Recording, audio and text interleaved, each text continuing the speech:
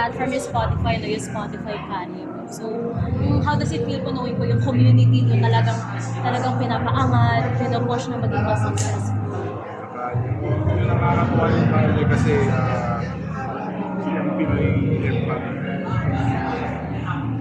Titik dito yung 10 years na yun.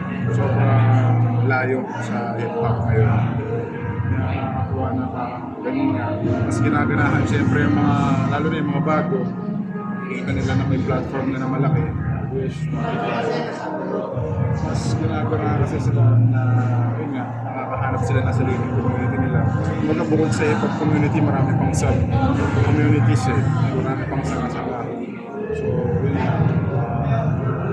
Yun, napaka-healthy and very booming. Sir, if you don't mind me asking po, kasi diba, ano po yung gusto niyong makita sa hip-hop community moving forward sa Philippines? Sa hip-hop community, yun, gaya nga ng sabi ng Sir Apple kanina sa award mo. Hindi mo kailangan US agad, diba? Hindi mo kailangan kumbaga dito muna sa atin, tangilikin muna natin yung sarili natin para pag malakas na siya, pwede na natin ihangin international. Maraming salamat. Congratulations. Thank you po. Yeah. Anong masasabi mo sa OPM as a whole about the state of it right now? OPM. Yeah. OPM, very sobrang makulay na ngayon kasi nga bukod sa isang genre, kumbaga may mga sub-genres pa siya eh. Sa P-pop, may mga sa pop, mga sa pop, hip-hop, diba?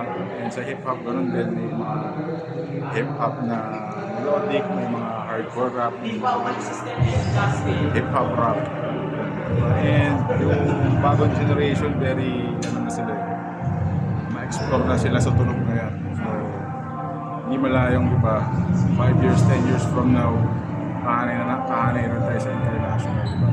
Who knows? Can you tell me a bit more how you got into music? Paano ka nahilig sa musika?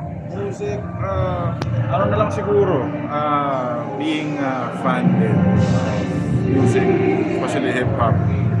Matagal na rin ako nakikinig. Yung culture itself, yun yung humatak sa akin sa scene, kumbaga yung community namin, from graffiti to DJ, and yung street culture, na nakakatawa na nahulma na siya, na pwede na siyang presentable na siya sa mainstream and sa mundo ng iba, kahit iba yung genre nila, na-appreciate na rin nila yung tunog ng hip-hop.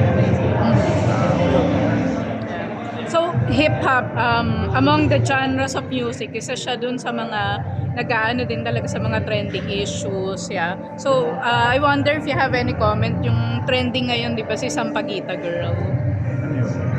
Hindi ka familiar? Yeah. Okay. Yeah. So, that's lang, how does Al James see himself or his music evolving 5 years from now? Evolving 5 years from now. Nakikita ko, ano lang, gawa lang ito, trip lang ng trip. Masaya rito, marami kang nakikilalang bagong talented na may inspire ka. From mga pioneers, mga OG, kasi mga bago. Hindi ka maubusan ng energy eh. Kahit diba, hindi mo na ginagawa yun. Andun ka pa rin sa loob ng community, diba? Kahit anong gawin mo, gusto ka ng show or events or songs. Ako, sabi ko, dito pa rin tayo sa music. After 5-10 years. Thank you.